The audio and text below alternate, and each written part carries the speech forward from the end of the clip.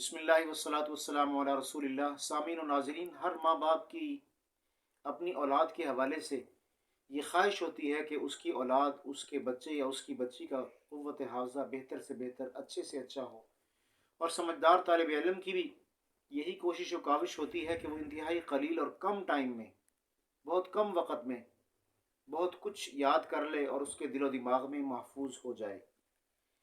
یہ جو میں وظیفہ آپ کو بتانے چلا ہوں، یہ سکول، کالجز اور یونیورسٹی اور مدارس دینیہ کے تمام طلباء کے لیے صرف نہیں، بلکہ چھوٹے بڑے عام خاص ہر فرد بشر کے لیے ہے۔ کوئی بھی اگر یہ چاہے، مرد ہو یا عورت، بچہ ہو یا بچی، چھوٹا ہو یا بڑا، کوئی بھی اگر یہ چاہے کہ اس کا حافظہ خوب سے خوب تر ہو اور انتہائی کم ٹائم میں اسے بہت کچھ یاد ہو جائے، تو اس وظیفے کے کرنے کی برکت سے انشاءاللہ العزیز اس کا حافظہ بہت ہی بہتر ہو جائے گا۔ انشاءاللہ کم وقت میں اسے بہت کچھ یاد ہو جائے گا۔